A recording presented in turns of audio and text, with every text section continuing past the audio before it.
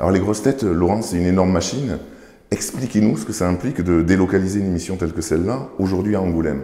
Se déplacer avec les grosses têtes, ça implique avant tout un voyage collectif toujours amusant, parce que c'est ça l'intérêt pour nous, c'est déjà de se retrouver, de nous retrouver, puisqu'à Paris, les grosses têtes ont chacune son activité à droite, à gauche. Donc là, on est pendant au minimum 24 heures réunis, et ça fait du bien pour le collectif, comme dirait un sélectionneur, parce qu'au fond, je suis sélectionneur des grosses têtes. Mais après, pour le public, ce qui est agréable, c'est qu'évidemment, on va vers nos auditeurs, contrairement à ce qui se passe d'habitude à Paris ou à Neuilly, puisque les studios sont à Neuilly, où les auditeurs viennent vers nous. Mais c'est vrai que là, d'un seul coup, on est, pour ceux qui assistent aux émissions, comme voilà, une émission événementielle, alors qu'au quotidien, voilà, à Paris, c'est une émission un peu plus banale. Là, on est plus dans l'ordre du spectacle quand on se déplace. Et puis, c'est vrai que de se déplacer dans différentes régions ou dans différentes villes, et pour des événements comme le Festival du film d'Angoulême, ça offre des pistes pour des questions nouvelles, des questions sur la région, des questions sur le festival. Donc pour moi, c'est, on va dire, un champ encore plus large d'investigation pour essayer de piéger mes grosses têtes. Et alors justement, le festival d'Angoulême et la Charente plus généralement, qu'est-ce que vous en connaissez alors?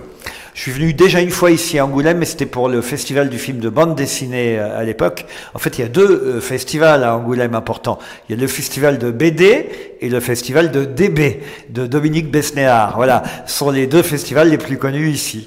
Donc je suis venu pour l'un et pour l'autre. Alors ça fait 10 ans précisément que vous présentez les grosses têtes. Quel bilan vous dressez de ce mandat décennal? J'avoue que je n'ai pas vu les années passées. J'ai pas vu les 10 ans des grosses têtes passées. J'en tire un bilan heureux parce que je n'imaginais pas que 10 ans plus tard, je serais forcément toujours là. Même si quand on prend une telle émission, une institution, on la prend généralement pour un moment, mais 10 ans c'est déjà pas mal. J'espère en tout cas garder ce mandat. Je vais faire comme Monsieur Macron, je vais demander l'avis de personne, puis je vais garder mon mandat encore quelques années, j'espère jusqu'au 50e anniversaire des grosses têtes, c'est-à-dire en 2027. Alors justement, j'y venais, 50 ans de cette émission mythique, il y a plusieurs question en une, donc serez-vous encore là? Vous y avez déjà répondu un petit peu. Est-ce que vous avez déjà réfléchi à ce que vous ferez de spécial? Est-ce que vous envisagez peut-être de consulter Philippe Bouvard, peut-être pour... Oui, alors écoutez, c'est trop loin pour savoir exactement ce qu'on va faire. Ce qui est sûr, c'est qu'on essaiera de réunir le plus de grosses têtes possible pour cet anniversaire, que ce soit les grosses têtes actuelles, mais aussi les grosses têtes qui ont participé régulièrement à l'émission les années précédentes. Et évidemment, si par bonheur, et Philippe Bouvard et moi-même sommes toujours de ce monde, parce qu'on ne peut jamais préjuger de quoi que ce soit, ni pour lui ni pour moi, il est évident que Philippe Bouvard sera invité. Après, est-ce qu'il répondra favorablement? Je n'en sais rien, mais évidemment, ce serait, comme on dit dans ces cas-là pour la photo, formidable qu'il soit là pour cet anniversaire. Alors, l'émission, elle est connue pour ses très nombreuses rubriques. Il y a la meilleure histoire, le jeu du ding-ding, les réponses aux auditeurs. Combien de temps ça vous prend de préparer une émission et quelles sont vos séquences favorites? Oh, alors, c'est très simple à chiffrer parce que l'émission, elle démarre en termes d'enregistrement à peu près tous les jours vers 10h30 et moi j'arrive vers 6h30, donc je peux vous dire que ça me prend entre 3 et 4 heures tous les jours la préparation de l'émission, donc c'est beaucoup de temps, 3-4 heures pour chaque émission et voilà. Donc après les chroniques, les rubriques que je préfère, c'est en fait moi ce que je préfère dans l'émission, c'est on va dire les fondamentaux. C'est poser une question et que mes copains y répondent. Après, s'il y a différentes rubriques, c'est surtout parce que l'émission est beaucoup plus longue qu'avant et ça permet d'avoir des pauses, des moments où on souffle grâce aux auditeurs qui appellent, grâce au livre du jour, grâce à l'invité à la fin. Historiquement, les grosses têtes au départ, c'était 1h30, de 16h30 à 18h. Aujourd'hui, c'est 15h30, 18h, c'est 1 heure de plus. Donc c'est pour ça qu'il y a des rubriques supplémentaires. Mais pour moi, ce que je préfère dans l'émission, c'est vraiment les fondamentaux, c'est-à-dire la question et les grosses têtes qui tentent d'y répondre pendant 3 ou 4 minutes. Comment est-ce que vous savez si une émission est réussie? J'imagine qu'il y a une rythmique, il y a des enchaînements, quoi. On le sait très vite par l'ambiance. Je vais même vous dire, on le sait avant.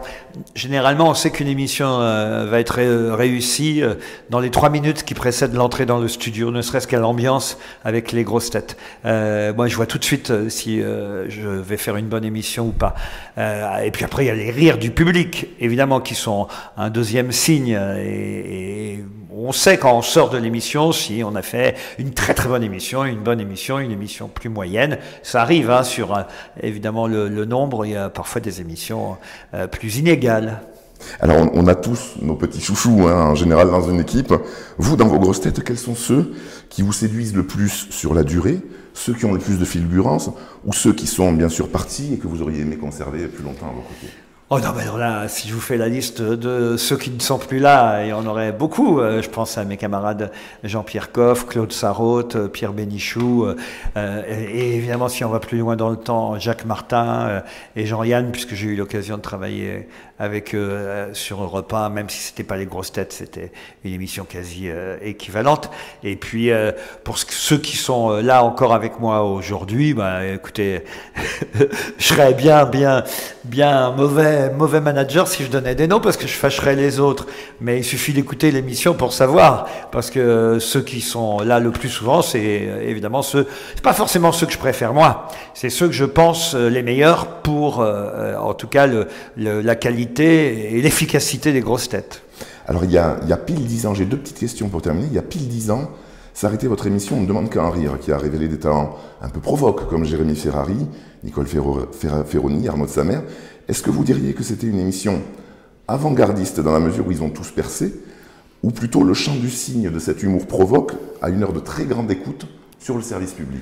Ah ça, le fait que ce soit peut-être une des dernières émissions d'humour qu'il y a eu, pas seulement sur le service public d'ailleurs, en général à la télévision, oui c'est un peu triste et dommage, mais il n'y en a jamais eu tant que ça, ou faux.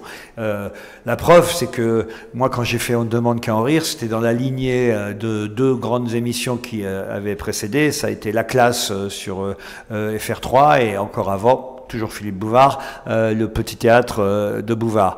Voilà, on peut dire que c'est les 3 émissions pour tout genre d'humour confondu qui ont marqué la télévision, sans oublier évidemment pour Canal, le Jamel Comedy Club, mais qui est plus, on va dire, dans un humour stand-up, alors que nous, c'était pas forcément du stand-up, c'était des sketchs joués avec des personnages qui sont comédiens, même si parfois il y a des passerelles évidemment entre les 2 univers. Alors moi je pensais, pour la dernière question, je pensais justement à des proches. On entend souvent cette petite musique aujourd'hui, mais je vous pose quand même la question. Est-ce que vous pensez qu'aujourd'hui encore, on puisse rire de tout? Oui, bien sûr, on a toujours pu rire de tout. Tout dépend avec qui. C'était ce que répondaient, je crois, déjà des proches à l'époque. Ça dépend où, quand, comment. Ça, c'est l'éternelle question, mais c'est à chacun de savoir comment on s'auto-censure et jusqu'où on peut placer les limites. Mais c'est normal aussi qu'il y en ait des limites parfois, parce que c'est vrai que c'est à la fois bien de choquer, c'est aussi bien de réfléchir à ce qu'on fait, mais la meilleure réponse, c'est le rire et le succès. Et c'est vrai que plus on a de succès, plus c'est facile de placer les limites loin. Et c'est ça l'avantage aussi des grosses têtes, c'est que c'est une institution qui perdure et ça nous permet justement d'avoir des limites qui sont peut-être placées bien au-delà de ce qu'aujourd'hui on peut entendre à droite et à gauche. Et comme disait Michel Denisot, on peut rire de tout, mais pas avec de la semoule dans la bouche. Merci voilà. Laurent Ruquier. Merci à vous.